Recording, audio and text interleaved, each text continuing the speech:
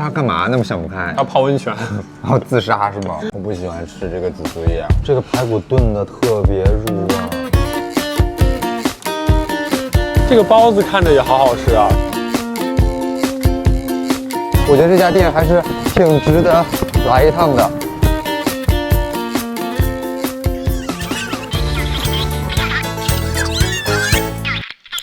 Hello， 这里是挥汗流浪记，我是小辉，我是一涵。我们现在还是在釜山啊，这一期带大家打卡几家釜山比较好吃的餐厅。现在我们已经到了第一家的楼下，是朋友推荐的一家餐厅。对，是朋友推荐的，是一家吃海鲜的餐厅。进去吧，太冷了外头。这个餐厅是在一个写字楼里是吗？我不知道，我们刚才找错了，找了一圈，是在这个里面，在一层。大家如果来打卡的话，不要走错啊。这个就在那个麦当劳的对面。麦当劳的对面。进来之后，这个就是了。噔噔噔噔噔噔，现在去品尝一下。哇，这个看着好豪横啊！全是海鲜，它应该是套餐的吧？对，我们点的是这个，这个里面有蛤蜊，然后还有红烧排骨。我们两个不能吃辣，所以点了一个不辣的红烧的，选了这个 B 套餐。然后它 B 套餐是3人份的嘛，然后它除了里面有这堆东西以外呢，然后还有加了一个章鱼。因为我们俩饭量比较大，点这个2人餐的怕那个不够吃，所以点了一个三人份的。喝什么？喝可乐？可以，好丰盛啊！这个看着好热闹啊！看这儿，哦，这个鱿鱼还在动哎。哦，这个在动的好像是鲍鱼耶，不是鱿鱼。他现在在捡的是鱿鱼，他们都还是活的。一会儿就要被我们吃掉了。我们点的这个3人份看起来还挺多的，2个人绝对能吃饱的分量。我们除了这个还点别的吗？没有，就点了一个这个汤之类的点了吗？没有。你喝汤吗？他家好像有汤，这个不知道是不是汤，等一下可以问一下。排骨也都给我们剪碎了放进去，不用自己动手。哦，底下还有那个粉条呢，我爱吃粉条了。你喝可乐吗？对啊，2 Cola。它应该是一部分一部分的煮。你看这些鱿鱼都还没放进去，对吧？先煮的是那个排骨。还有这个鱼饼，还有粉皮儿，还有鲍鱼什么的。鱿鱼是应该是最后放进去，因为这个锅一下子煮不了这么多。它有点类似那个海鲜火锅。你不跟我干杯吗？我有什么好干杯的？跟你，我有什么开心的事情跟你干杯吗？你今天没有开心的事情吗？你跟我出来玩不开心吗？算了吧，我自己喝吧，也不为难你。我想想这次来釜山有什么开心的事情吗？你住的酒店好吗？去的景点好吗？发生什么好事情吗？除了我们直播还不错。他这边给上的是这种白色的泡菜，不就是白菜吗？也还行，有点酸。正常来说，如果是2个人的话，你就点一个2人餐就可以了，2人份就可以了。因为我们2个饭量会比较大一些。对，如果说你是饭量比较大的，你就自己斟酌，2个人可以点3人份或者是4人份。但如果2个女生的话，你就正常点2人份就可以了。因为我看了一下，它这个3人份还挺多的，5分钟到了吧？我觉得。你先尝一个排骨，它应该是已经提前炖好的。端上来的时候，那个排骨是已经是熟的样子，但那个鲍鱼绝对是新鲜的。刚才鲍鱼本来它在上面的，它自己爬到了汤里。它干嘛那么想不开？它泡温泉。排骨好了，在一块底下的排骨已经熟了。排骨是红烧味的，一点点，有一点红烧的那种甜味儿。好吃。它是那种有一点嚼劲，因为它上面有筋。对，有一点嚼劲，但是又不是那种特难嚼的。粉条啊、粉皮啊，我都特别喜欢吃。像我去吃那个火锅，必点的就是宽粉。这个排骨炖的特别入味儿，还有这个鱼饼，看着就好吃。这个汤汁倒在米饭上太香了。这边的应该也都熟了，但是这个鱿鱼还没开始煮。这个排骨就是肉跟筋这种连在一起。我们那么词穷嘛。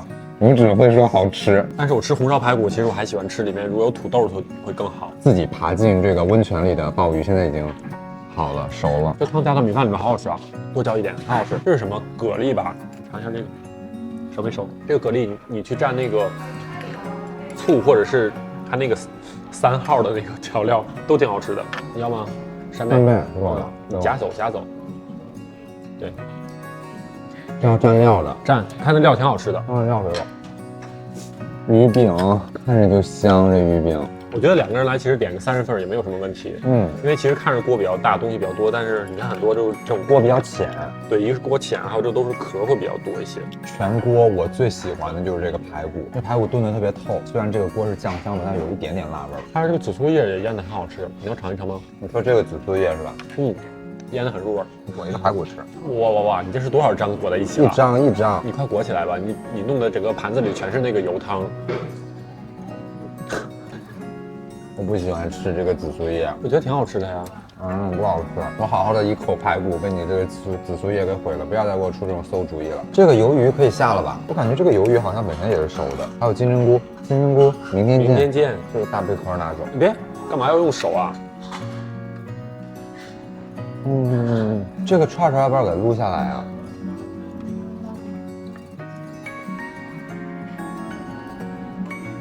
这个豆芽，这豆芽很好吃，这汤调的就很好，煮的这个食物的这个味道已经全部都煮进去了。这汤底很重要。吃撑了已经。2人吃3份，是有点撑，基本上都吃完了，剩了一点点，鱿鱼、排骨全干完了。115000韩元，大家可以根据自己所在地的这个币种换算一下。我觉得这么丰盛的一顿海鲜大餐，这个价格还 OK。这个餐厅的名字、地址还有营业时间，我们会给大家打在屏幕上。我觉得这家店还是挺值得来一趟的。今天的打卡成功。我们这次来打卡的第2家店是一个猪肉汤饭。现在我们来到了一个好像是美食街的一个地方，四面八方全都是传统美食街啊。然后这里面好像有很多家都是卖猪肉汤饭的。对，然后他们家是比较有名。我们能找到这家吗？就在这儿，写着呢，就是这个，叫松亭3代猪肉汤饭。这个吗？往前我在找那个字，黑眼吗？这家，咦？招牌是这个，它这是一个套餐是吗？对，还有小菜什么的，我们就要招牌的吧。我可以看一下，它这儿有什么内脏汤饭。内脏我不要，我吃不惯内脏。然后还有这种白切肉，还有血肠汤饭，还有血肠血汤，还有白切肉的这种。有中文的太好了，我们第一次来就吃那个招牌的吧。好，那我们两份招牌来喽。哎，它这是清汤吗？对，这个看起来像清汤，但是在这儿呢。对，你稍微拌一下，酱在底下，把它拌开。我说怎么过来的时候，我看到人家别人的碗里面都是红色的，然后我上了一份清汤，原来是这样的。然后再把米饭拌进去就可以了。烫吗？还好，不烫，你可以尝一下，它很鲜。他们这儿只有这个拌饭是吗？没有别的菜可以点吗？别人家有辣白菜啊。是不是我们点的不是套餐啊？这个汤很鲜，把这个米饭拌进去。这个地方有一个小料台，上面会有一些小菜，是需要自己去取的。我们刚才就看到别人桌上为什么有那么多小菜，但我们没有，原来这个是需要自己拿。都有什么小菜啊？这个是韭菜，然后还有辣白菜，还有那个腌萝卜，还有一个青椒，是吧？对，这腌萝卜看着还行。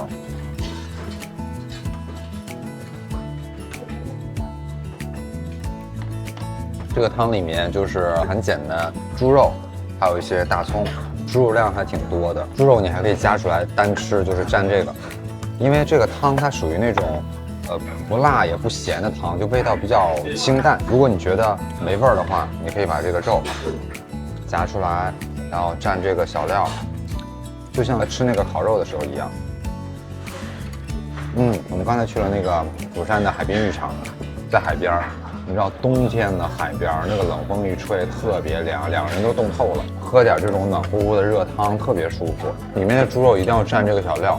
蘸这个小料之后好吃很多。我刚才前面是没有蘸任何料的，直接从汤里面捞出来吃，就有点没味儿，就有点过于清淡了，那个味道有一点像那个参鸡汤的那种味道，就是非常非常清淡。但它这个小料啊，就有点像烤肉的小料，烤肉酱，蘸一下那个酱，或者蘸一下这个小料，然后再吃。吃蒜吗？我不吃，我不爱吃蒜。你作为山东老娘们儿，为什么不吃蒜呢？为什么要吃蒜？我是新时代的山东传统妇女。这个萝卜好吃，我们吃的是他们家最招牌的这个猪肉的。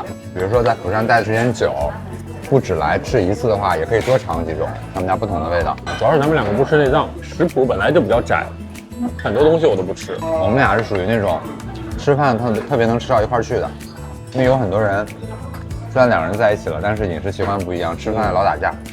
我们俩爱吃的东西、不爱吃的东西都比较像，比如说我们俩都不吃辣，内脏不爱吃，不爱吃香菇。对，你不是爱吃香菇吗？你不是爱吃大的杏鲍菇吗？哼，我什么时候要吃杏鲍菇啊？我只是喜欢吃血肠而已。你们放了韭菜进去是吗？嗯，壮阳啊。对啊，今天不是情人节吗？情人节今天就算了，今天太累了。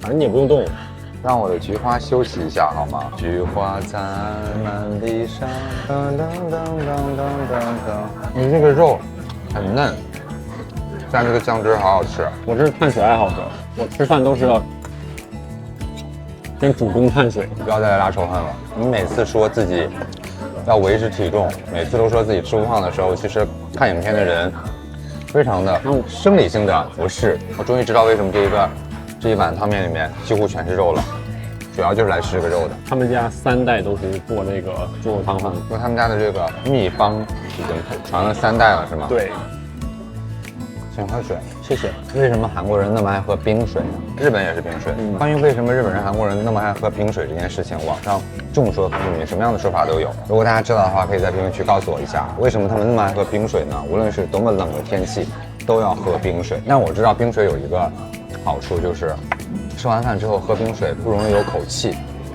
对，就是它会去压那个你胃里面的那个味道。那如果是你喝很热腾腾的热水的话，反而容易把这个口气给散出来，让口气变得更重。我们来的这个时间是一个很奇怪的时间，下午3点钟，既不是午饭也不是晚饭，但是依然有很多人来吃。我估计饭点的时候人会更多。饱了吗？饱了，1碗半的米饭，我半碗也吃完了。我们这顿饭的价格是17000韩元，它算是非常非常平价的餐厅。大家吃完这个猪肉汤饭出来，也可以逛一下这条街。这条街是一个美食街，好吃的特别多。如果你还有空余的肚子的话，也可以再吃点别的。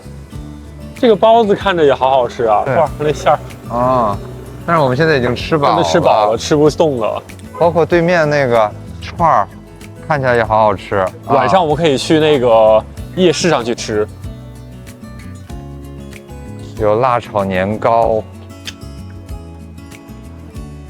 哦，好多好吃的，一整条街全是饭店。我们之前来韩国，特别喜欢在路边冬天的时候吃这些炒年糕，还有这个煎饺。哦，看起来都好好吃哦。我其实很想吃那个煎饺，因为之前每次来韩国，我都会在路边吃那个煎饺，但是我现在真的太饱了。Later， 我们来打卡的第3家餐厅是很多博主推荐过的这家武班长烤肉。因为探店的时候麦克风出了点问题，所以只能后期配音来跟大家介绍一下这家餐厅。我在网上看其他人的攻略说，这家餐厅是通宵营业到早上7点。不知道是不是因为冬天淡季的原因，我们去的时候门口写着只营业到凌晨4点，我们是凌晨2点到的餐厅。当时餐厅没有什么客人，只有我们1桌，在我们吃饭的时候又进来了1桌，但据说旺季的时候是需要排队的。整体店面算比较大的，除了户外的座位，室内还有2层楼。因为我们来的时候是冬天嘛，很冷，而且又在下雨，所以我们肯定不能在户外烤肉，就坐在了室内的1楼。1楼看起来就像一个小教室一样，墙上有一块黑板，写着店里的菜谱以及价格。韩国烤肉店的座椅几乎都有收纳功能，可以把外套和包包放进去，既节省空间，又可以避免衣服上熏到这个烤肉的味道。店里有中文菜单，所以不用担心不会点菜。